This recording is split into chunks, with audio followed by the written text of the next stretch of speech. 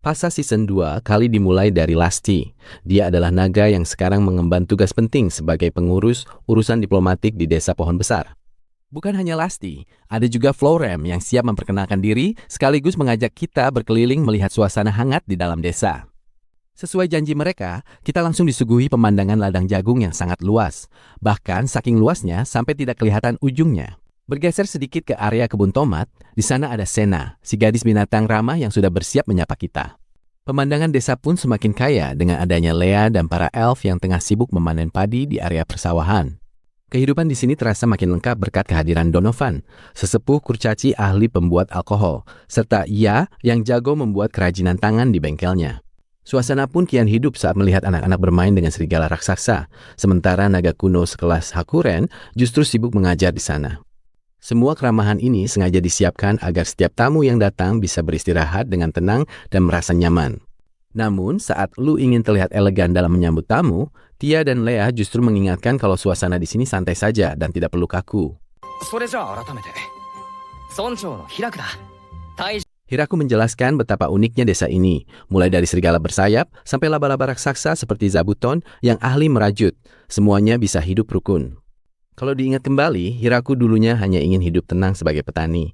Tapi tanpa disangka, desanya kini terus berkembang pesat. Bahkan hari ini, suasana desa terlihat jauh lebih sibuk dari biasanya. Karena semua warga bergerak sangat cepat melakukan berbagai pekerjaan. Ternyata ada alasan besar di balik kesibukan ini, yaitu kabar bahwa tidak lama lagi akan ada lebih dari 100 warga baru yang datang melapor. Karena jumlahnya sangat banyak, Hiraku dan Lu akhirnya memutuskan untuk langsung membangun satu desa lagi agar tempat tinggal mereka cukup. Rencana besar pun dimulai. Hiraku mulai menebang pohon, sementara warga lain sibuk menyiapkan makanan hingga berlatih memasang spanduk penyambutan. Supaya tidak stres karena terus bekerja, Hiraku menyempatkan waktu untuk makan siang bareng Anne dengan menu wrap sayuran yang terlihat sangat segar. Sambil menyelam minum air, Hiraku pun berinisiatif membawakan makanan untuk para staf kantor desa yang kabarnya sedang kewalahan mengurus dokumen. Tapi tanpa disangka, sesampainya di sana, Hiraku justru melihat para staf kantor desa tampak hampir putus asa karena tumpukan pekerjaan yang tak habis-habis. Kondisi di dalam kantor benar-benar kacau, apalagi saat Hakuren malah tidak sengaja membakar dokumen ketika berniat membantu menggunakan sihirnya. Untungnya di tengah kekacauan itu, Florem datang membawa bantuan tenaga kerja tambahan yang dikirim langsung dari kerajaan iblis. Kedatangan mereka benar-benar menjadi penyelamat, karena para rekrutan baru ini langsung siap membereskan semua dokumen yang berantakan tadi. Berbekal semangat demi makan apel sepuasnya, masalah dokumen pun akhirnya beres, dan Hiraku bisa bernapas lega sekarang. Sebagai hadiah atas kerja keras mereka, para staf baru tadi diperbolehkan bermain sepuasnya dengan serigala dan laba-laba raksasa yang bulunya sangat empuk. Menutup hari yang produktif, sebuah laporan survei wilayah pun masuk dan menyatakan kalau situasi di sekitar desa saat ini benar-benar aman dari bahaya. Setelah wilayah dipastikan aman, Hiraku mulai menyusun rencana besar untuk melakukan survei lokasi desa baru bersama para elf dan staf lainnya. Lokasi di hilir sungai pun dipilih sebagai titik strategis, terutama demi alasan keamanan dan pertahanan jika sewaktu-waktu terjadi pemberontakan. Bahkan jarak dari bibir sungai pun harus diatur sedemikian rupa agar desa tidak mudah dikuasai, karena bagi mereka, mempersiapkan kemungkinan terburuk adalah sebuah keharusan. Pencarian mereka akhirnya membuahkan hasil saat menemukan tempat yang pas ditandai dengan sebuah pohon besar melengkung yang sangat ikonik. Namun saat mulai bekerja, tantangan muncul karena kayu di hutan ini ternyata sangat keras. Bahkan kapak biasa sama sekali tidak mempan meski sudah dikerahkan tenaga penuh. Alhasil Hiraku pun turun tangan menggunakan alat pertanian saktinya sambil meneriakkan nama-nama Mi untuk menebang pohon-pohon keras itu hanya dengan sekali ayun. Berkat bantuan kekuatannya, jalanan pun selesai dibuat dalam sekejap, yang kemudian dilanjutkan dengan pembangunan jembatan kayu sebagai akses penghubung. Uniknya, jembatan itu sengaja dibuat tidak terlalu lebar, dengan tujuan agar monster raksasa tidak bisa melintas dan mengancam keselamatan warga. Setelah akses terbuka, area desa langsung dibersihkan dengan cepat, sementara saluran irigasi mulai ditarik dari hulu sungai dekat air terjun. Didukung stok kayu yang kini melimpah, pembangunan workshop dan penampungan air pun berjalan sangat lancar, hingga pengerjaan desa terasa begitu kilat. Di sela waktu luang, Hiraku yang seharusnya beristirahat malah asik membuat patung kayu untuk menghormati Zabuton setelah melihat kehadiran beberapa laba-laba kecil di sana. Tepat saat monumen itu selesai, Lulusi datang bersama Alfred untuk mengingatkan Hiraku agar benar-benar berhenti bekerja dan segera makan siang bersama. Usai beristirahat sejenak, pembangunan kembali dilanjutkan oleh para elf yang kini mulai berbagi tugas menyusun dinding rumah-rumah baru sesuai rencana. Melihat proses yang rapi itu, Hiraku sempat bernostalgia, teringat masa lalunya saat harus membangun gubuk seorang diri tanpa bantuan paku sama sekali. Sementara Hiraku mengenang masa lalu, para elf menggunakan cara yang jauh lebih praktis dengan bantuan sihir untuk memasang rangka bangunan tanpa perlu angkat beban berat. Efeknya sungguh luar biasa. Rumah-rumah kayu ini langsung berdiri tegak dalam waktu singkat tanpa harus mengangkut material satu persatu secara manual. Sambil menunggu para pelayan membagikan sup untuk pekerja, Hiraku pun memasang papan larangan melempar kayu demi menjaga keselamatan kerja semua orang. Akhirnya deretan rumah baru itu pun rampung. Namun secara mengejutkan, seorang malaikat datang membawa kabar bahwa akan ada penghuni baru yang segera tiba. Ternyata Dreame datang membawa rombongan besar bangsa Minotaurus. Ia bahkan mengantar mereka secara langsung karena ingin segera memberikan pertolongan. Awalnya Hiraku mengira Minotaurus adalah makhluk berkepala sapi yang seram, namun nyatanya mereka adalah manusia bertanduk dengan fisik yang sangat perkasa. Gordon selaku pemimpin rombongan bercerita bahwa sukunya terusir dari desa asal dan sempat terlunta-lunta hingga akhirnya diselamatkan oleh Dreame. Karena merasa kasihan melihat kondisi mereka yang kelaparan, Hiraku langsung meminta semuanya menyiapkan makanan agar para penghuni baru ini bisa segera beristirahat. Hiraku mulai menghitung satu persatu pendatang baru yang tiba di desanya, dan ternyata ada 72 Minotaur yang datang dengan maksud untuk menetap di sana. Begitu pendataan selesai, rombongan besar ini segera disuguhi bubur nasi hangat sebagai pilihan makanan paling aman untuk menyambut para penghuni baru yang sedang kelaparan. Meski suasana tampak tenang, Hiraku sebenarnya sempat merasa bingung soal pantangan makan mereka. Apalagi Anne dan Lu juga tidak terlalu paham mengenai kebiasaan ras Minotaur tersebut. Untungnya rasa khawatir itu segera sirna berkat bantuan Daga, si Lizardman, yang menawarkan diri karena dia memang pernah hidup berdampingan dengan ras Minotaur di desa asalnya dulu. Sementara Daga mulai mencairkan suasana dengan mengobrol akrab, Hiraku pun merasa tenang soal perumahan. Namun di sisi lain, Lu justru terlihat ragu setelah melihat ukuran bangunan yang tersedia. Dan benar saja, rumah kayu yang sudah dibangun itu ternyata kekecilan untuk ukuran tubuh Minotaur yang raksasa, sehingga mereka terlihat sangat sesak saat mencoba masuk ke dalam. Kondisinya semakin rumit karena aula utama dan penginapan tamu juga sudah penuh sesak. Hal ini memaksa Hiraku untuk mulai berpikir keras mencari solusi secepat mungkin bagi mereka. Namun di tengah situasi yang mulai kacau itu, Frau Rem tiba-tiba datang membawa kabar mengejutkan bahwa rombongan penghuni baru lainnya ternyata juga sedang dalam perjalanan. Tidak lama kemudian, Bessel muncul dalam kondisi napas tersengal-sengal, akibat terlalu sering menggunakan sihir teleportasi untuk memindahkan banyak orang sekaligus dalam waktu singkat. Melihat ayahnya yang sangat kelelahan, Florem pun segera membimbingnya pergi untuk beristirahat, sementara Hiraku hanya bisa melongo menyaksikan situasi desanya yang mendadak jadi sangat sibuk. Penduduk baru kali ini berasal dari ras Centaur, namun pemimpin mereka yang bernama Gruwald justru langsung menuntut Hiraku untuk memperkenalkan diri dengan gaya bicara yang sangat angkuh. Sikap sombong Gruwald ini muncul karena dia mengaku sebagai kerabat dekat dari pelayan utama penguasa wilayah lain, sehingga dia merasa pantas untuk mendapatkan perlakuan istimewa. Karena Hiraku tidak paham sama sekali mengenai etika bangsawan, dia hanya bisa pasrah. Untungnya, Frau Rem langsung turun tangan untuk menghadapi sikap arogan para centaur tersebut.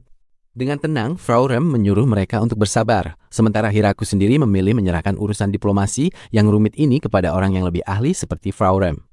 Rupanya, posisi Frau Rem jauh lebih tinggi dari yang mereka duga. Dia langsung menegur Gruwald yang bertindak seenaknya di wilayah kekuasaan yang bukan miliknya tersebut. Gruwald seketika mematung karena sangat terkejut saat mengetahui bahwa gadis yang dia bentak barusan adalah Frau Rem, putri kandung dari seorang count yang sangat ternama. Hiraku pun membiarkan Frau Rem mengurus mereka semua. Apalagi keluarga mereka memang sudah memiliki jalinan hubungan kerjasama yang sangat baik selama ini. Meski Hiraku sempat khawatir soal perang yang terjadi di luar sana, Frau Rem meyakinkan bahwa kondisi keluarga besarnya masih aman dan tidak ada yang perlu dicemaskan untuk saat ini. Namun di sisi lain, rekan-rekan kerja Frau Rem mulai mengeluh karena dia tidak kunjung kembali ke kantor dan malah sibuk mengurus berbagai urusan lain di desa tersebut. Ternyata masalah logistik kembali muncul, di mana tubuh bagian bawah Centaur yang berbentuk kuda lagi-lagi tidak muat saat dipaksa masuk melewati pintu rumah kayu yang sudah dibangun. Lu sempat menyarankan penggunaan sihir untuk mengecilkan tubuh, tapi Gruwald bilang dia sudah berusaha maksimal dan tetap saja ukuran fisiknya tidak bisa berkompromi dengan pintu itu. Akhirnya Hiraku mengusulkan agar mereka menginap di dungeon selatan bersama ras Lamia, sambil mulai merasa bingung sendiri mengenai apa sebenarnya tujuan awal dia membangun desa ini. Baru saja terpikir makhluk apa lagi yang akan datang ke desanya, Hiraku dikagetkan oleh rombongan Nyonya Daphne yang mendadak muncul di depan gerbang. Rupanya, Sena menemukan mereka sedang berjalan santai di dalam hutan. Hal yang membuat Hiraku heran karena mereka bisa selamat di tempat seberbahaya itu. Hiraku pun sempat bingung melihat mereka membawa potongan kayu yang ia kira hanya kursi untuk istirahat, apalagi rombongan ini terlihat sangat pendiam dan kaku.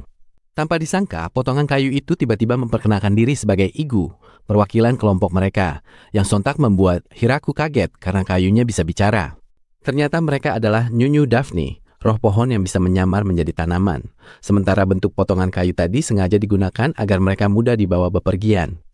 Bahkan karena rumah lama mereka hancur diterjang banjir, mereka nekat menyeberangi hutan kematian setelah mendengar kabar soal kesuburan desa ini dari pedagang bernama Gorun. Hiraku awalnya ingin menjamu mereka dengan pesta makanan, namun mereka menolak dan hanya meminta buah-buahan karena menyadari kualitas tanah di sini sangat luar biasa. Saking kagumnya, salah satu dari mereka terus memuji kondisi tanah di sana, sampai membuat Hiraku heran dan mengira mereka benar-benar ingin memakan tanah tersebut. Alhasil, Hiraku membawa mereka ke ladang kosong, di mana bukannya masuk rumah, mereka justru berdiri berjajar untuk menyerap nutrisi tanah layaknya tanaman asli. Mereka pun menolak tinggal di dalam ruangan dan lebih memilih berjemur di bawah sinar matahari. Meski hal ini sempat membuat Hiraku khawatir saat hujan turun. Bahkan saat malam tiba, para Minotaur dan Centaur sudah masuk ke peradua masing-masing, sementara para Nyonya Daphne tetap berdiri diam membatu di tengah ladang. Membludaknya penduduk baru ini mulai membuat Hiraku dan stafnya pusing, karena mereka harus segera memikirkan pembangunan rumah tambahan dalam waktu singkat. Di sisi lain, Frau Rem mencoba menjelaskan hierarki desa kepada Gruel, menegaskan bahwa di mata para bangsawan iblis pun, posisi Hiraku jauh lebih tinggi dari siapapun. Aksi nekat ini tentu saja membuat Hiraku panik dan memintanya segera berdiri. Padahal bagi Frau Rem, itu adalah sikap hormat yang sangat pantas. Keesokan harinya, Hiraku menyambut kedatangan Bessel yang membawa rombongan besar ke desa pohon besar, mulai dari kaum Minotaur hingga para Centaur yang berbaris sangat rapi. Terlihat pula para gadis Nyonya Daphne yang anggun mengenakan gaun putih. Begitu semuanya berkumpul, Hiraku pun segera mendiskusikan rencana tempat tinggal baru bagi mereka semua. Namun, saat pertemuan berlangsung, perwakilan Centaur tiba-tiba membungkuk sangat rendah hingga membuat Hiraku merasa tidak enak hati melihat sikap mereka yang terlalu sopan. Menyadari suasana yang mendadak kaku, Hiraku pun terpaksa mengikuti arahan papan petunjuk dari salah satu gadis desa untuk berakting lebih berwibawa demi menenangkan para pendatang baru tersebut. Dengan gaya yang dibuat tegas, Hiraku meminta perwakilan Centaur itu segera mengangkat kepalanya dan menyatakan harapannya agar mereka bisa mulai bekerja sama dengan baik. Setelah suasana mulai mencair, Hiraku langsung menunjuk Daga untuk mendampingi kaum Minotaur, sementara Raksasi akan membantu segala urusan bagi kaum Centaur. Di sisi lain, Mamu terlihat sangat bersemangat menjaga kaum Nyonya Daphne, apalagi setelah melihat sekuntum bunga kecil mekar secara ajaib di atas kepala perwakilan mereka. Meski pembagian tugas sudah beres, masalah muncul karena rumah standar ternyata terlalu sempit bagi mereka. Alhasil, Hiraku harus berencana membangun area khusus bagi setiap ras. Demi mewujudkan itu, Hiraku bersama Lea mulai memetakan lokasi strategis di tengah hutan untuk membangun jalur air sekaligus jalan penghubung antar desa baru tersebut. Untuk mempercepat pembukaan lahan, Hiraku meminta bantuan Hakuren dan Lasti. Tanpa disangka, mereka langsung berubah menjadi naga raksasa yang terlihat sangat gagah. Kedua naga itu pun mulai melepaskan serangan dahsyat untuk meratakan pepohonan, sehingga mereka mampu menciptakan jalur yang sangat luas hanya dalam sekejap saja. Hebatnya lagi, Hakuren mampu menghancurkan barisan pohon hutan yang lebat hanya dengan satu tendangan kuat yang memancarkan cahaya putih terang. Hiraku sempat panik melihat kekuatan mereka yang terlalu berlebihan, hingga ia harus meminta mereka untuk tetap tenang agar area hutan lainnya tidak sampai hancur total. Berkat lahan yang sudah terbuka, pembangunan pun akhirnya dimulai. Hiraku bersama kaum Minotaur dan Daga bahu-membahu memindahkan batang pohon besar untuk pondasi desa baru. Sembari lahan terus dibuka, para elf juga sibuk memasang pagar pelindung untuk memastikan seluruh area desa mereka nantinya tetap aman dan terkendali. Sementara itu, Anne dan Flora menyiapkan baju bayi untuk Alfred. Baju hasil rajutan tangan Zabuton ini terlihat sangat nyaman saat dicoba oleh Lou. Pembangunan desa kedua, khusus Minotaur pun mulai terlihat bentuknya, dengan bangunan yang dibuat sangat tinggi menyesuaikan postur tubuh raksasa mereka semua. Ukurannya yang luar biasa bahkan membuat Hiraku merasa seperti anak kecil lagi saat mencoba duduk di kursi dan meja makan milik kaum Minotaur yang sangat besar. Uniknya, rumah di sana memiliki ranjang khusus agar tanduk mereka tidak membentur papan kayu saat sedang beristirahat dengan nyenyak di malam hari. Hal ini terlihat saat seorang Minotaur mencoba ranjang yang memiliki celah di bagian sandaran, sehingga tanduknya bisa masuk dengan posisi yang sangat nyaman.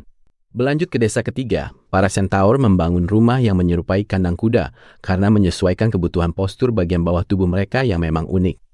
Bahkan pintunya pun didesain sangat lebar dengan sistem tali penarik, karena para Centaur ternyata sering kesulitan jika harus membuka pintu dengan model gagang biasa.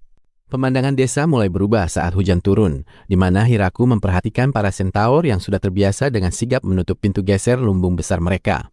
Sementara itu di dalam rumah, suasana terasa sedikit tegang, karena Lu sedang kewalahan menenangkan Alfred yang rewel, hingga akhirnya Anne datang menawarkan bantuan.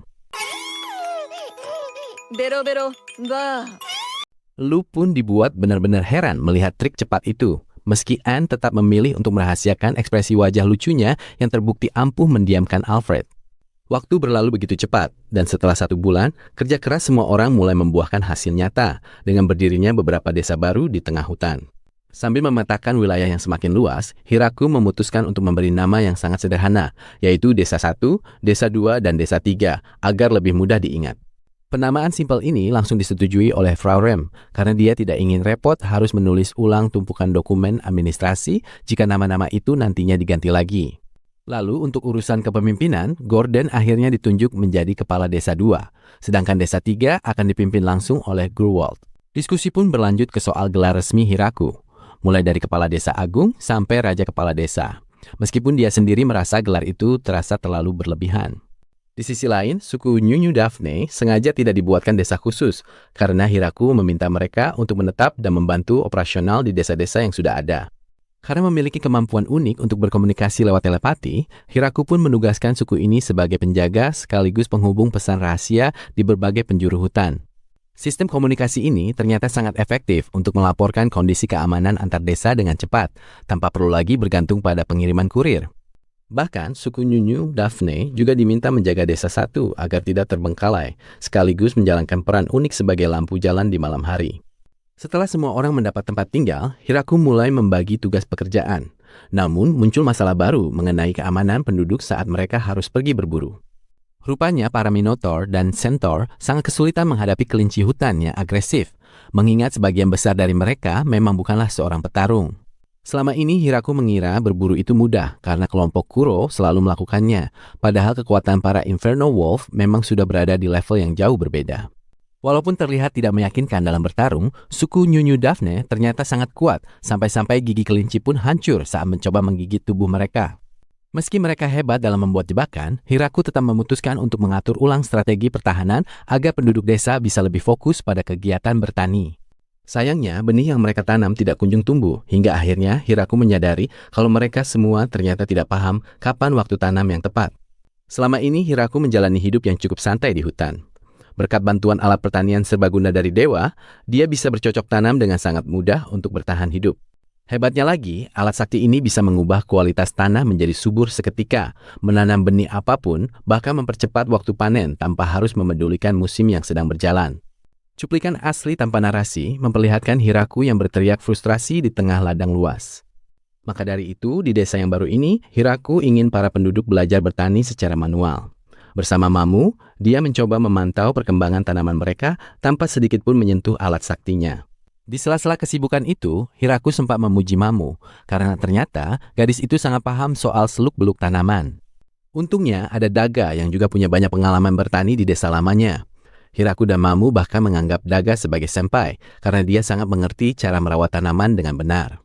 Alhasil, Hiraku menjadikan Daga sebagai mentor agar para penduduk bisa menanam gandum dengan tepat. Mereka pun harus berpacu dengan waktu agar gandum bisa segera ditanam sebelum musim dingin tiba.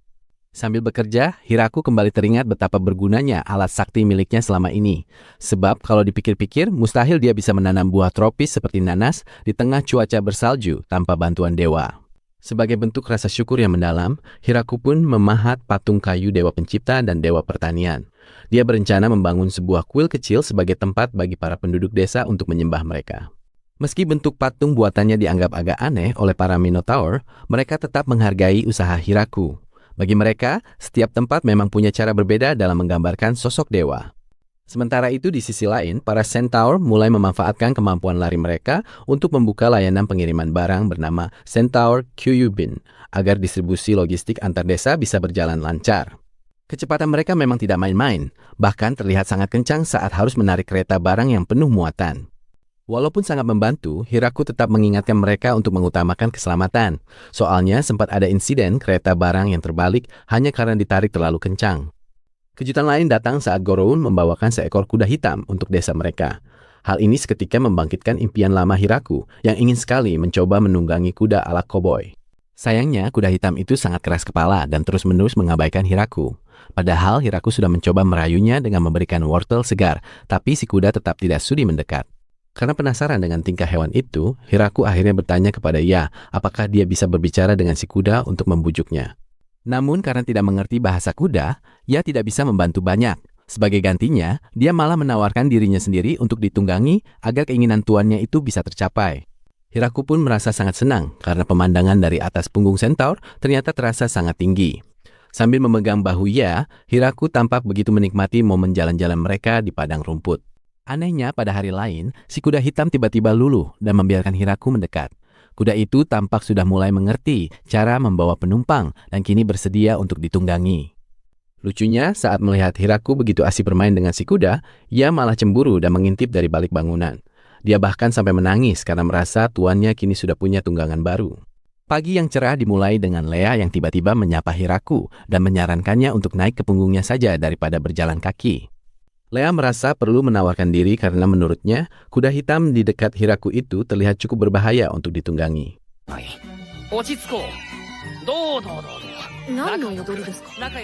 Alhasil melihat situasi yang mulai canggung tersebut, Hiraku hanya bisa menghela napas dan meminta semuanya tenang sambil mengusulkan agar mereka bergantian saja. Sementara itu di sudut desa lainnya, Mamu tampak rajin membantu siapapun, bahkan dia mencoba mengajak ngobrol Hakuren yang sedari tadi terus terdiam. Hanya untuk sekedar membicarakan betapa indahnya langit biru hari ini. Di saat yang sama, pemimpin Minotaur pun sibuk mengajari para Centaur teknik mencangkul tanah yang dalam, dengan harapan agar nantinya tanaman mereka bisa tumbuh jauh lebih subur. Di sisi lain, Hiraku yang sedang jalan santai bersama Lu dan Alfred merasa sangat senang melihat perkembangan desanya yang semakin ramai oleh penduduk baru. Walau begitu, jauh di dalam hatinya, Hiraku berharap para penduduk bisa mulai mandiri dan tidak selalu mengandalkan kekuatannya untuk setiap urusan kecil. Hal ini karena dia khawatir jika suatu saat dirinya jatuh sakit, semua urusan desa yang krusial bakal langsung terbengkalai.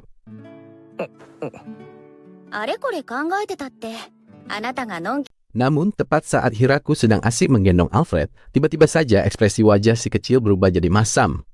Rupanya Alfred butuh ganti popok secepatnya. Begitu urusan itu selesai, Hiraku pun mulai memikirkan masalah serius lainnya yang mengganjal.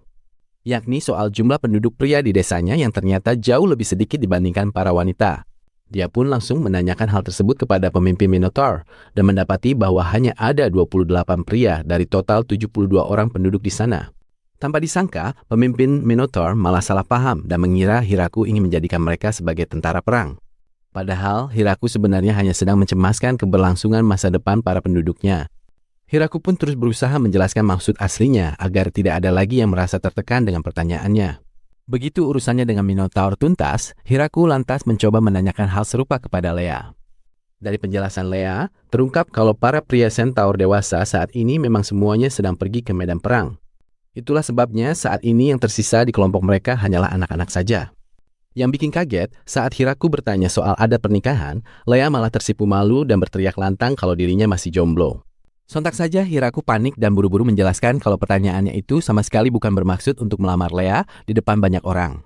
Bukannya tenang, Lea malah semakin salah arah dan menawarkan dirinya secara sukarela karena menyangka Hiraku memang sedang mencari pasangan yang kuat.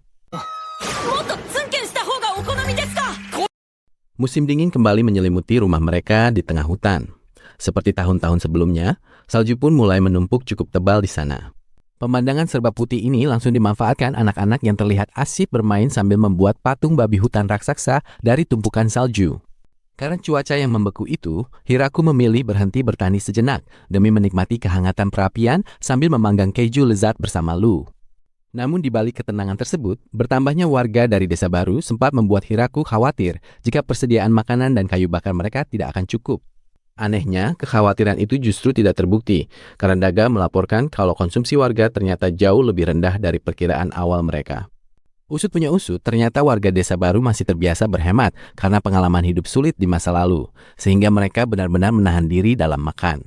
Agar gizi mereka tetap terjaga, Hiraku akhirnya menyarankan warga untuk membantu menghabiskan stok daging dan sayuran yang mudah busuk supaya tidak terbuang sia-sia. Di sisi lain, Mamu justru merasa sedih karena para Nyunyu Daphne sama sekali tidak membutuhkan bantuannya selama ia bertugas sebagai pengurus mereka. Sebab saat berubah menjadi pohon, para dryad itu tidak perlu makan dan sangat tahan dingin, yang pada akhirnya membuat Mamu merasa tidak berguna. Tanpa disangka, sebuah peluang muncul saat Daga menyampaikan pesan dari para Minotaur yang meminta agar para Nyunyu Daphne selalu berpakaian saat dalam wujud manusia. Mamu pun langsung bersemangat lagi karena akhirnya memiliki tugas penting, sementara Hiraku merasa lega karena masalah yang muncul ternyata sangat sederhana. Kini perhatian Hiraku beralih untuk menyiapkan hidangan khas musim dingin dengan mulai mengukus beras ketan hingga matang sempurna bersamaan. Aroma nasi yang begitu harum segera mengundang Lu, Lea, dan Tia untuk mendekat karena penasaran dengan makanan unik apa lagi yang akan dibuat Hiraku kali ini. Flora sempat mengira Hiraku sedang menyiapkan proses fermentasi baru. Namun Hiraku menjelaskan kalau teknik yang digunakan kali ini bakal jauh berbeda. Sebagai kejutan, Hiraku memperkenalkan alat penumbuk tradisional bernama kine dan usu untuk membuat mochi, sebuah makanan yang memang belum pernah mereka lihat. Bahkan ia menjelaskan kalau beras yang dipakai adalah jenis khusus, yang proses penanamannya sendiri memang tergolong cukup rumit dan melelahkan. Hiraku pun mulai menumbuk mochi bersama Anne dengan gerakan yang teratur. Sementara para gadis memperhatikan dengan heran karena tekniknya terlihat sangat sederhana. Baru menumbuk beberapa kali, Hiraku sudah mulai merasa kelelahan hingga Hakuren yang penasaran langsung menawarkan diri because ingin ikut mencoba. Keributan semakin parah saat Lasti menggunakan sihir untuk menumbuk. Bahkan Yuri malah mengubah adonan mochi menjadi bongkahan permata hijau yang aneh. Setelah mencoba lagi dengan bantuan banyak orang, mochi mulai terbentuk sempurna, meskipun akhirnya Anne malah tidak sengaja menghancurkan lumpang batunya. Situasi sempat menegang saat Flora menawarkan ramuan peledak untuk mempercepat prosesnya, namun Hiraku langsung menolak ide berbahaya itu mentah-mentah. Akhirnya setelah melalui berbagai kekacauan tersebut, adonan mochi yang lembut berhasil diselesaikan dan siap untuk dinikmati dengan bermacam-macam rasa. Mochi yang baru saja jadi ini segera disiapkan dengan berbagai rasa, mulai dari saus kecap manis gurih hingga taburan bubuk kedelai kinako yang klasik. Tak ketinggalan ada juga rasa zunda dari edamame tumbuk yang disiapkan secara khusus, membuat warga desa sudah tidak sabar untuk segera mencicipinya. Benar saja, saat warga mulai mencicipinya, mereka semua langsung terkesan dengan tekstur mochi yang begitu lentur sekaligus kenyal. Sambil berdiri di tengah dinginnya salju, suasana semakin hangat berkat sajian zenzai, yaitu sup kacang merah manis yang baru saja matang.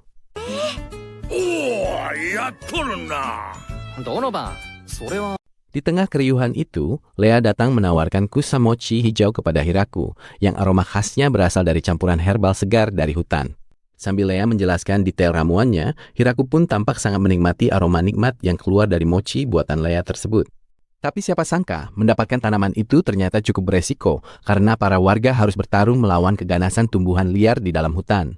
Yuri dan Frau Ren pun sampai kagum dengan keunikan rasa olahan beras ini, tepat sebelum Donovan muncul membawa guci hitam besar berisi sesuatu yang spesial.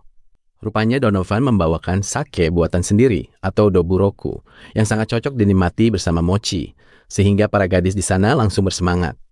Bahkan tanpa perlu diajak 2 kali, mereka bereaksi sangat cepat dan terlihat begitu antusias untuk segera mencicipi sake kiriman Donovan tersebut. Sejak saat itu pula, tradisi menumbuk mochi menjadi sangat populer sebagai sarana olahraga musim dingin bagi warga desa setiap kali cuaca sedang cerah.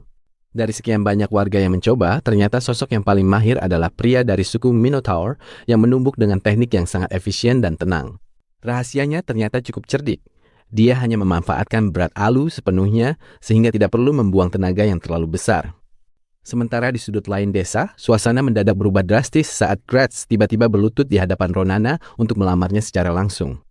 Sambil dengan gagah memperkenalkan dirinya sebagai pemimpin House Britoa, Gratz menyatakan keseriusannya untuk segera mempersunting Ronana. Melihat kejadian itu dari kejauhan, Hiraku dan Bizel pun hanya bisa terheran-heran menyaksikan pertemuan mendadak antara Ronana dan pria berbaju zirah itu. Bizel kemudian bercerita kalau awalnya Gratz hanya berniat mengurus diplomasi, namun tanpa disangka dia justru langsung jatuh cinta pada pandangan pertama. Karena alasan itulah, Bezel meyakinkan Hiraku bahwa Gratz benar-benar sedang dilanda asmara yang sangat kuat kepada Ronana. Tanpa membuang waktu, Gratz pun langsung menghampiri Hiraku untuk menanyakan syarat apa saja yang harus dipenuhi agar dia bisa menikahi Ronana secara resmi. Dengan sikap yang penuh rasa hormat, dia meminta izin secara formal kepada Hiraku agar diperbolehkan membawa Ronana menjadi pendamping hidupnya. Meski para elf berpendapat kalau biasanya orang tualah yang menentukan jodoh, namun Hiraku dengan tegas memprioritaskan perasaan Ronana sendiri tanpa paksaan.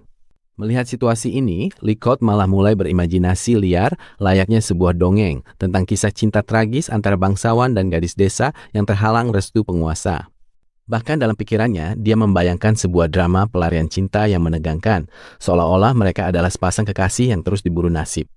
Namun Hiraku tak menghiraukan hayalan itu dan justru meminta Ronana untuk berpikir tenang guna memastikan apakah Gratz memang pria yang tepat untuknya. Tak lupa, Hiraku juga memberikan peringatan keras agar Gratz tidak menggunakan posisinya untuk memaksakan kehendak kepada Ronana sedikit pun.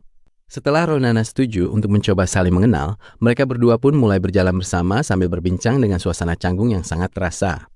Walau awalnya hanya sepakat untuk berkirim surat, nyatanya Gratz tetap merasa gelisah karena takut ada pria lain yang akan merebut Ronana sebelum hubungan mereka serius. Keputusan mendadak ini tentu membuat rekan-rekannya terperanjat. Namun tekad Gratz sudah bulat untuk segera melepas jabatan itu karena merasa sudah sangat jenuh.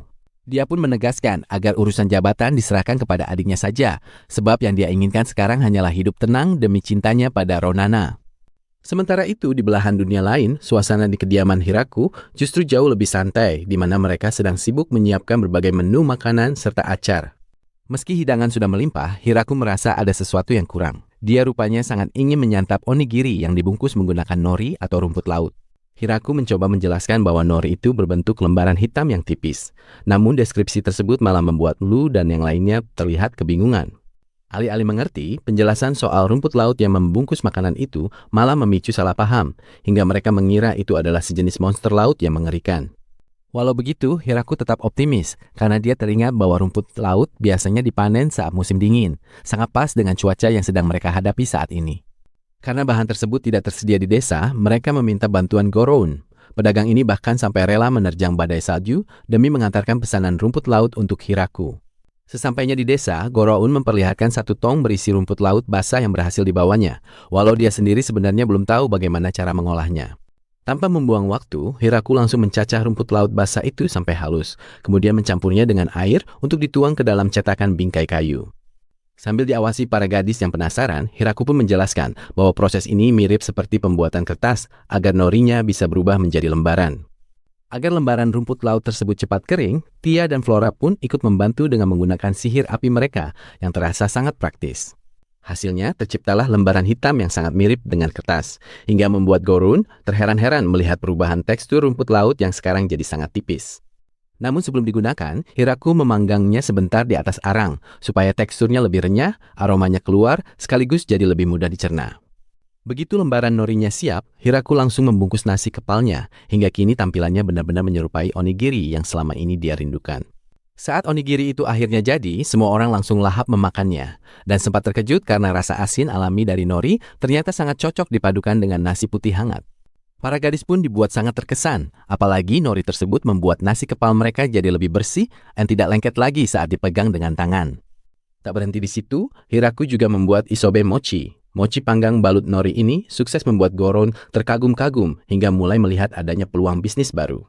Alhasil, Goroun langsung mengajak kerjasama agar pihaknya yang mengolah rumput laut tersebut asalkan Hiraku mau menukarnya dengan bahan baku pembuat mochi. Goroun sudah sangat bersemangat membayangkan keuntungan dari bisnis mochi ini. Namun saat dia mulai menanyakan soal sake, para gadis di sana langsung kompak menolaknya dengan tegas. Melihat reaksi para gadis yang sangat protektif terhadap stok minuman mereka, Goroun akhirnya hanya bisa pasrah dan terpaksa mengurungkan niatnya soal sake tersebut. Hiraku mulai sibuk di dapur untuk menyiapkan nasi sushi. Agar suasananya terasa lebih otentik, dia pun berusaha mengipas nasinya sendiri secara manual menggunakan tangan. Meskipun jujur dia sendiri kurang memahami apa fungsinya, Hiraku merasa bahwa mengipas nasi seperti ini membuat suasana memasak jadi lebih terasa nyata. Masalahnya, warga di dunia ini tidak terbiasa makan ikan mentah. Karena itu, Hiraku akhirnya memutuskan untuk membuat sushi gulung saja dengan bahan-bahan yang sudah dimasak, agar mereka merasa lebih nyaman. Demi menjaga selera mereka, dia benar-benar menghindari penggunaan bahan mentah dan memilih tantangan baru dengan membuat sushi gulung dalam porsi yang lebih besar. Proses menggulung sushi ini ternyata membutuhkan ketelatenan ekstra. Hiraku pun mulai beraksi dengan menggulung nasi dan isian tersebut di atas tikar bambu secara hati-hati. Namun ternyata membuat sushi dengan bentuk bulat sempurna tidaklah mudah. Di sisi lain, Anne secara tidak sengaja justru membuat sushi berbentuk kotak yang hasilnya terlihat unik dan sangat rapi. Tak berhenti di situ, Hiraku ingin mencoba variasi lain. Karena kebetulan ada stok mayones, dia pun berencana membuat sushi salad sebagai menu tambahan. Berhubung tidak tersedia daging kepiting olahan, dia menggunakan daging kepiting asli yang mewah, hingga akhirnya dia curi-curi kesempatan untuk mencicipinya lebih dulu. Sialnya, aksi makan diam-diam itu segera ditegur oleh Anne. Menurut Anne, hal tersebut dianggap tidak sopan jika dilakukan sebelum waktu makan yang seharusnya tiba. Saat hidangan disajikan, Flora sempat terkejut dengan aroma cukanya yang tajam.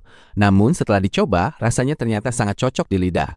Sementara Hiraku menjelaskan bahwa cuka tersebut berguna untuk menjaga makanan agar tetap awet. Tanpa terasa, musim dingin pun mulai berakhir. Agar tidak salah langkah saat mulai bertani nanti, Hiraku segera meminta saran kepada Igu untuk menentukan kapan waktu yang paling tepat untuk memulai. Karena menurut mereka saat ini masih terlalu awal untuk menanam. Hiraku akhirnya memutuskan untuk mengikuti saran dari Igu dan teman-temannya saja. Sambil menunggu waktu bertani, Hiraku punya ide mengadakan festival desa agar suasana semakin ramai. Namun, saat dia menyarankan acara kembang api atau lari dikejar banteng, para gadis di sana justru bingung kenapa dia menyukai hal yang berbahaya. Dia kemudian mencoba menjelaskan tentang festival lempar tomat hingga balap mengejar keju. Namun mereka tetap saja tidak paham. Hiraku pun menyadari bahwa contoh festival yang dia berikan terdengar sangat asing bagi mereka.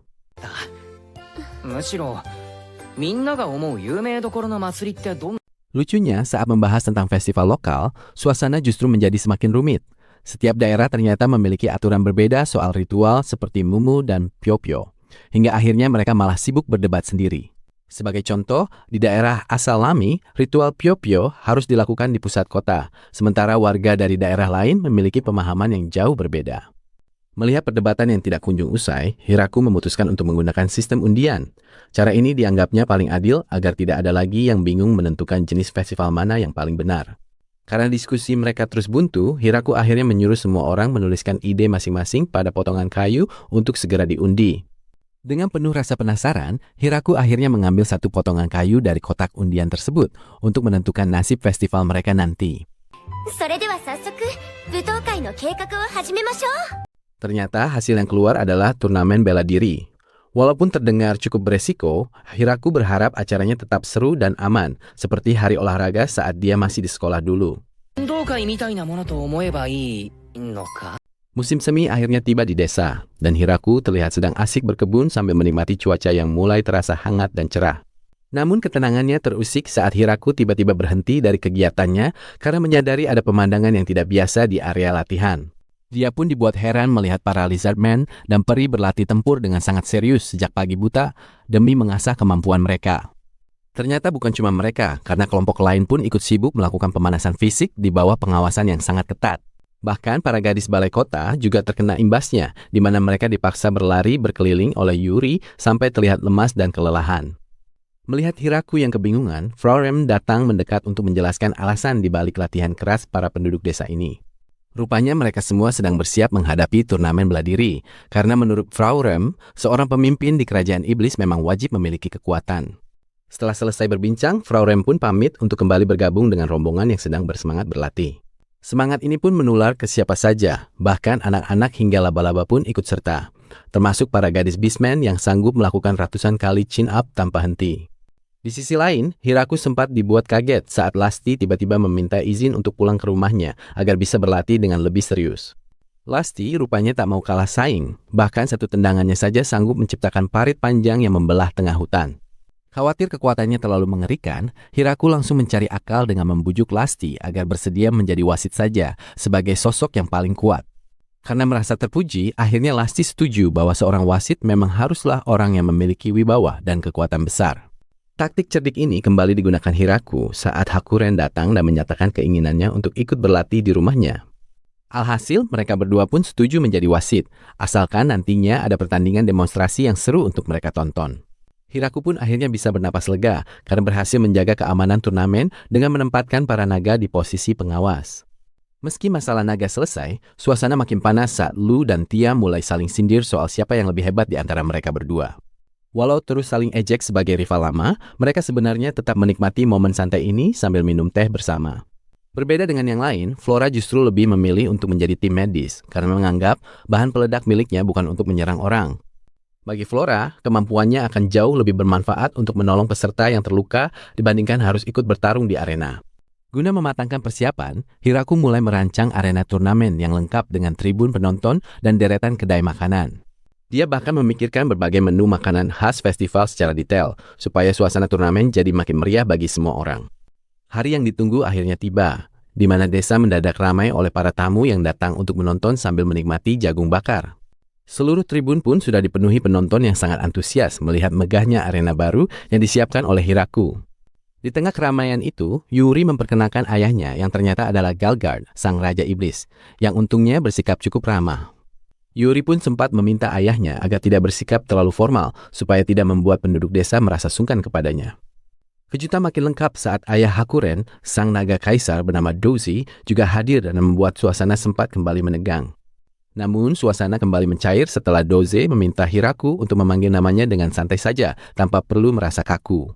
Hingga akhirnya, Frau Rem resmi membuka turnamen bela diri pertama di Desa Pohon Besar di hadapan semua peserta yang sudah tidak sabar.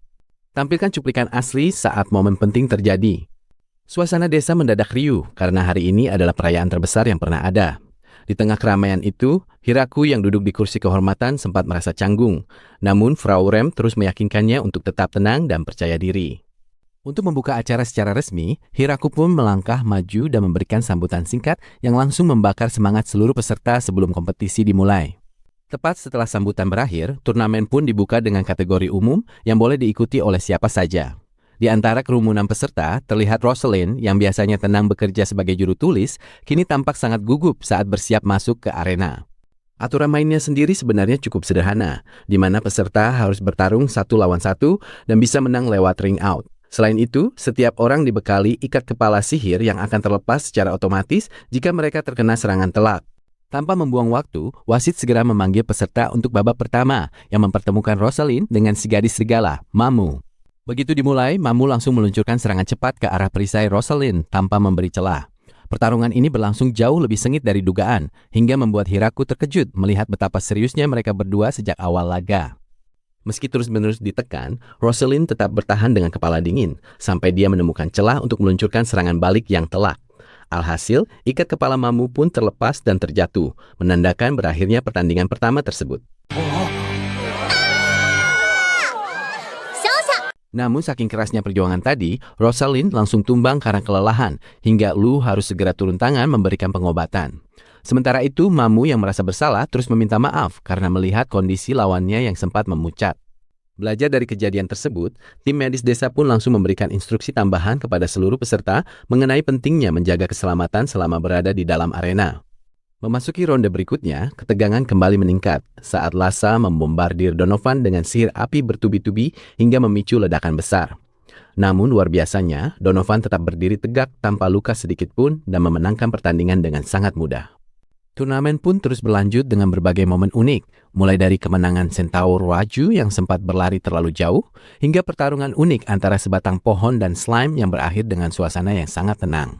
Hingga akhirnya laga final kategori umum mempertemukan Flora melawan Sena. Sorakan penonton pun semakin membahana saat wasit memberikan aba-aba untuk memulai pertarungan penentu gelar juara ini. Di tengah pertarungan yang semakin memanas, Flora mulai menunjukkan kemampuannya yang sebenarnya dengan mengeluarkan teknik sihir angin yang sangat kuat. Flora terus memanfaatkan sihir anginnya untuk memperkuat serangan, namun Sena tetap mampu menghindar dengan sangat lincah. Di sisi lain, Hiraku mulai menyadari bahwa gaya bertarung mereka kali ini jauh lebih agresif dibandingkan hari-hari biasanya. Puncaknya, Sena sempat mencoba mengunci pergerakan Flora, namun mereka malah berguling di lantai hingga keduanya jatuh keluar dari ring secara bersamaan. Kejadian mendadak ini pun sempat membuat wasit kebingungan untuk mengambil keputusan. Karena posisi jatuhnya yang benar-benar berbarengan, wasit akhirnya memutuskan bahwa hasil dari pertandingan final yang sengit tersebut adalah imbang. Setelah seluruh rangkaian kategori umum usai, Hiraku pun turun ke arena untuk memberikan medali kehormatan kepada para pemenang. Dia merasa sangat bangga karena pertunjukan mereka ternyata jauh lebih mengesankan daripada yang pernah dia bayangkan. Namun di sela-sela acara, Hiraku sempat mendengar para staf membicarakan kejutan rahasia yang melibatkan dirinya. Mendengar hal itu, Hiraku langsung melayangkan protes dan menegaskan kalau dia bukanlah karakter rahasia yang sengaja disembunyikan.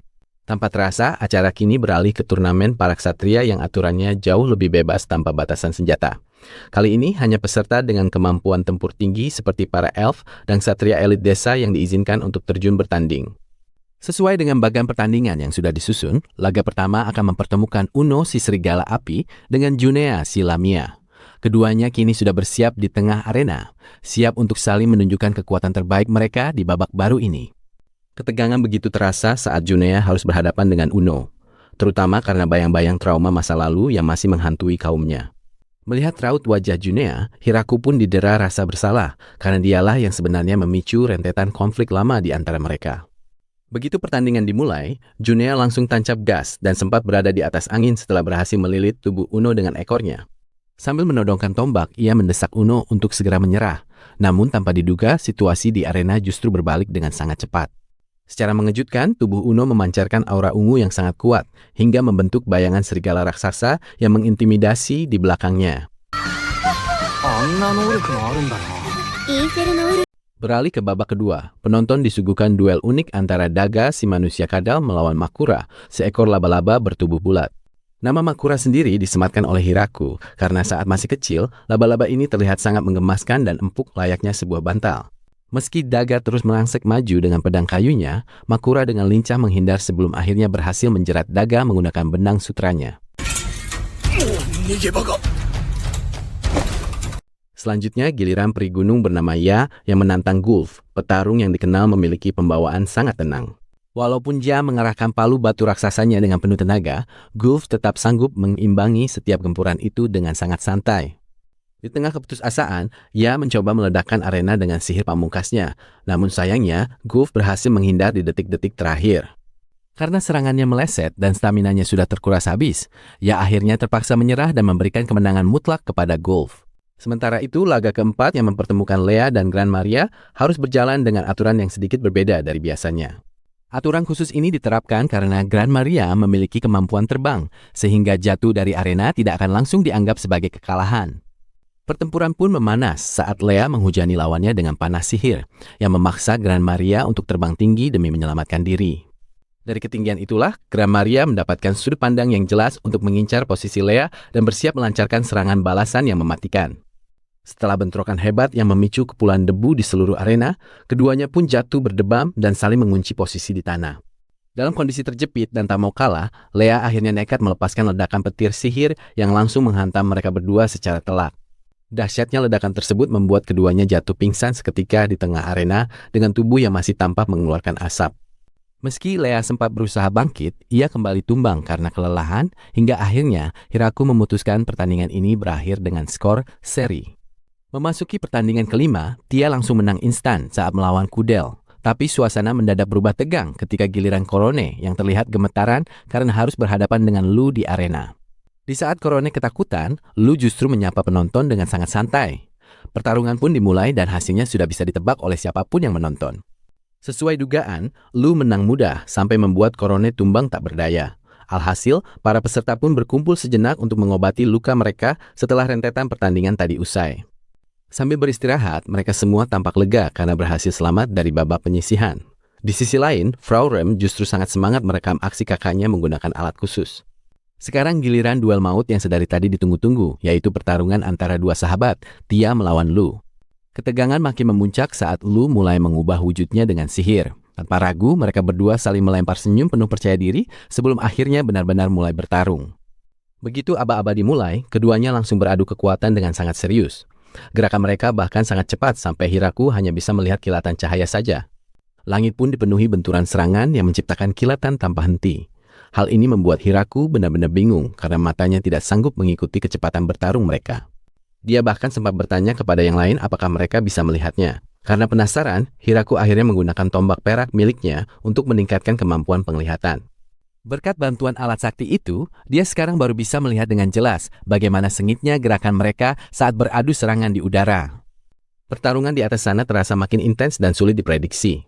Lu terus menghujani dengan laser sihir, sementara Tia dengan lincah menghindar menggunakan sayapnya. Serangan demi serangan terus dilancarkan tanpa ada yang mau mengalah sedikitpun. Duel udara ini terus memanas sampai akhirnya mereka memutuskan untuk lanjut baku hantam di daratan. Disinilah keduanya mulai saling bertukar pukulan fisik yang sangat kuat. Bahkan Tia sempat meluncurkan pukulan telak ke arah Lu hingga menciptakan ledakan cahaya yang sangat terang.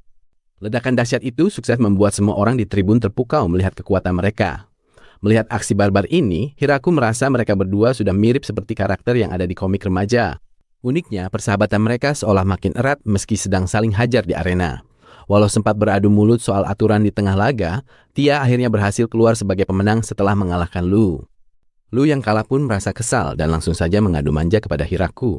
Setelah drama kecil itu usai, turnamen pun resmi masuk ke babak final. Namun di babak final ini, Tia justru bertemu lawan yang sangat sulit, yaitu Makura si laba-laba. Tak butuh waktu lama, Tia pun kalah telak setelah seluruh tubuhnya dibungkus sutra oleh Makura. Hiraku pun merasa dejavu melihat Tia yang kembali terbungkus jaring seperti itu. Dengan hasil tersebut, Makura resmi menjadi juara dan langsung dipakaikan mahkota emas oleh Hiraku sebagai hadiahnya. Memasuki bagian akhir, Hiraku memberikan pidato penutup untuk berterima kasih kepada seluruh peserta. Dia pun meminta semua orang untuk beristirahat setelah seharian penuh bertanding. Namun secara mengejutkan, Anne dan Lasti justru protes karena merasa belum sempat ikut bertarung. Akhirnya Hiraku mengizinkan mereka melakukan pertandingan eksibisi sebagai penutup festival. Keduanya langsung bersiap di arena dengan semangat yang meluap-luap. Penonton pun kembali bersorak antusias, menantikan pertarungan tambahan yang tidak terduga ini. Begitu pertandingan dimulai, mereka langsung tancap gas tanpa ragu sedikit pun.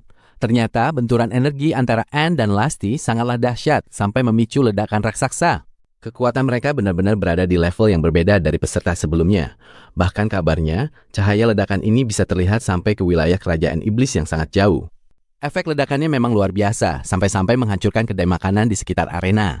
Untungnya, stok minuman Donovan masih aman, jadi para kurcaci tetap bisa lanjut santai meminum bir mereka. Meskipun sekelilingnya hancur lebur, para kurcaci tetap tidak mau berhenti berpesta. Di sisi lain, Hiraku sempat memarahi mereka karena bertarung berlebihan, padahal dia sendiri yang memberi izin. Hiraku merasa bersalah karena tidak menyangka efeknya bakal separah ini. Menariknya, ternyata Hakuren-lah yang diam-diam keluar sebagai pemenang dalam pertandingan latihan yang sangat barbar tersebut.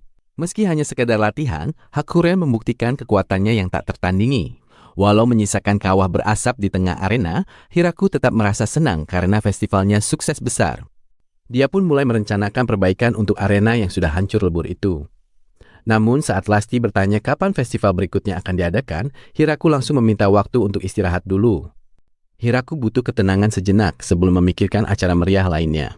Baginya, festival kali ini sudah lebih dari cukup untuk memberikan kejutan bagi seluruh penghuni desa.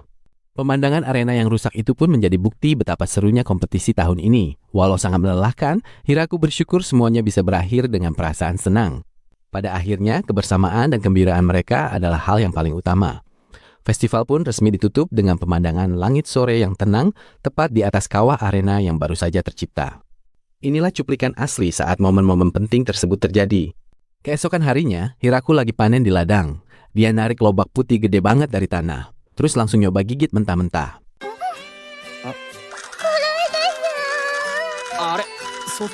Ternyata ujung lobaknya pedas banget. Hiraku nggak kasih tahu duluan, alhasil mulutnya langsung merah. Untung masih ada banyak lobak buat dijadiin acar atau dikeringin. Ternyata di depan kuil kecil desa ada 2 orang asing lagi membungkuk dalam-dalam. Anak-anak miskin yang lagi main udah teriak duluan, "Orang aneh datang!" Yang bikin Hiraku kaget, tamu itu bukan sembarang orang. Dia Falgrave, leluhur para vampir yang datang bareng seorang perempuan berpakaian pendeta putih.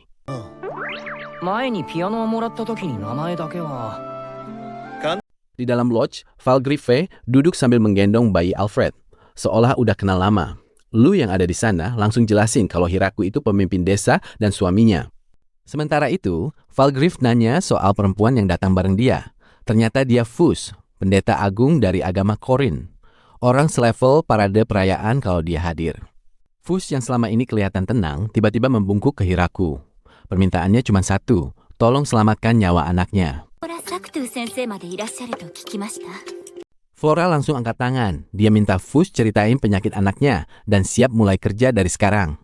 Tapi setelah lihat kristal diagnosa yang melayang, Flora bilang kasusnya rumit banget. Fuchs kelihatan patah hati. Semua tabib dan penyembuh yang pernah dia datangi bilang hal yang sama. Yang bikin situasi makin berat, Flora dan Lou cuma saling pandang sebentar. Terus kompak bilang, kita cari jalan.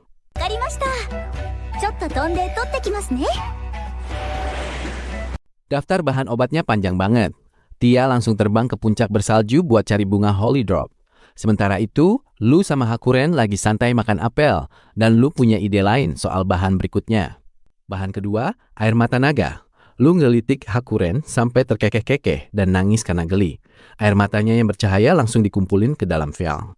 Para High Elf balik ke desa dalam kondisi compang-camping.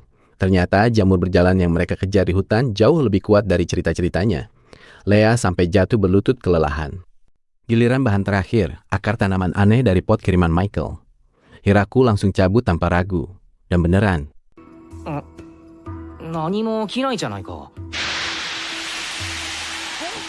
Gas ungu pekat nyembur dari akarnya, sampai Kuro si serigala hitam besar langsung kabur kenceng. Flora bilang baunya nggak bahaya, tapi semua orang yang kena tetap harus mandi. Sambil Flora dan Lou kerja keras di laboratorium sampai nyala api menyembur dari terobong asap, Fuchs diam aja di luar, berdoa dari pagi sampai malam di depan patung dewa. Setelah berhari-hari percobaan, akhirnya saat yang ditunggu tiba. Semua sihir dikumpulin ke satu titik dan hitungan mundur dimulai. Flora nyerahin vial obat ke Fuchs langsung. Gak perlu basa-basi, segera minumkan ke anakmu. Dan ternyata berhasil. Fuchs berterima kasih dengan suara gemetaran. Sebelum pergi, Galgard yang ikut datang sempat bilang akan balik lagi, paling lama 10 tahun. Tapi Hiraku cuma geleng-geleng. Sense of time dia udah kebablasan jadi vampir terlalu lama. Sinarnya bahkan nggak mati sampai tengah malam. Sampai-sampai Zabuton dan keluarganya nggak bisa tidur. Alhasil pintu kuil terpaksa ditutup. Kecuali pas waktu berdoa. Cerita berikutnya soal ladang eksperimen. Sena dan Roaju lagi jalan-jalan sambil ngobrolin soal apel yang bisa dipanggang. Lebih empuk dan nggak terlalu asam katanya. Ternyata ada pohon misterius di area eksperimen yang Hiraku udah lupa pernah tanam apa. Sambil kilas balik, Hiraku ingat waktu dia main-main tanam segala macam tanaman. Sesame, kacang-kacangan, semuanya ditanam asal-asalan karena lagi pengen. Satu persatu teridentifikasi, walnut, almond, dan peanut. Tia yang bantu mecahin cangkangnya dengan tangan kosong, kekuatannya yang bikin semua orang melongo. Semua dicatat rapi di clipboard. Sampai akhirnya Hiraku sadar, dia nanam semua ini karena ngidam mixed nuts. Dan kalau waktu itu dia juga mikirin bir, daerah eksperimen itu pasti udah jadi ladang gandum sekarang. Bahan terakhir teridentifikasi, cashew. Bentuknya yang aneh, buah merah dengan kacang nempel di bawahnya, bikin semua orang bingung. Tapi setelah dipanggang, rasanya enak banget. Terakhir ada cerita soal seekor slime air yang biasanya bertugas menyaring air bersih di desa. Suatu hari dia jatuh ke tong anggur dan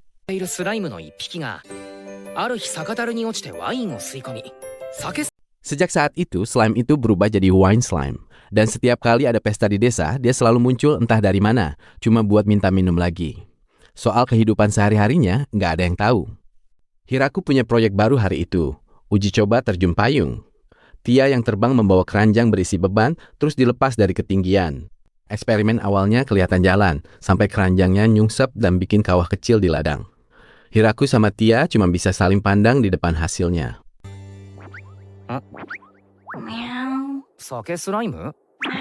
Yang bikin aneh, ada slime ungu yang ikut masuk ke dalam keranjang itu. Tia terbang lagi, dan kali ini slime-nya malah nekat loncat sendiri dari ketinggian. Hiraku melongo ngelihat slime itu terjun bebas dari langit. Dan ternyata, setelah jatuh, slime-nya langsung balik ke bentuk semula. Nggak ada luka sama sekali. Alhasil, si slime malah semangat jalan-jalan sendiri, lompat-lompat keluar pagar desa dan masuk ke hutan. Tampaknya dia udah nemuin hobi baru. Cerita beralih ke workshop Mountain Elf. Di sana ada Hia yang lagi kerja bareng asistennya Hiterto, yang selalu bawa clipboard dan sering ngasih komentar soal cara kerja.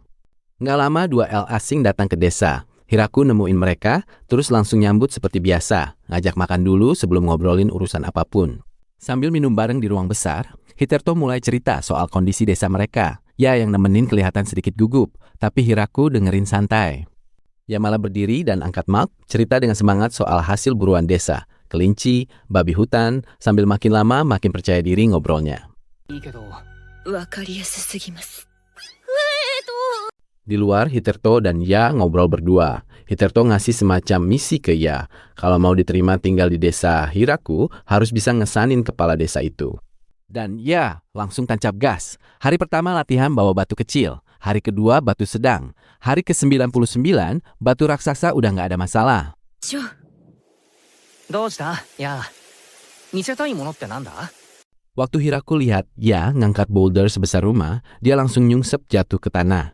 Gak nyangka sama sekali. Ya kelihatan bingung, Hiterto cuma geleng-geleng kepala. Tapi ternyata itu baru pemanasan buat Hiterto. Selama berhari-hari dia kasih program latihan makin gila ke Ya. Gantung terbalik, sit up, sampai segala macam pose aneh. Sampai akhirnya, Ya berdiri, pose flexing otot, dan kelihatan puas sama dirinya sendiri. Sementara Hiterto cuma megang jidat, entah itu bangga atau menyesal yang suruh latihan.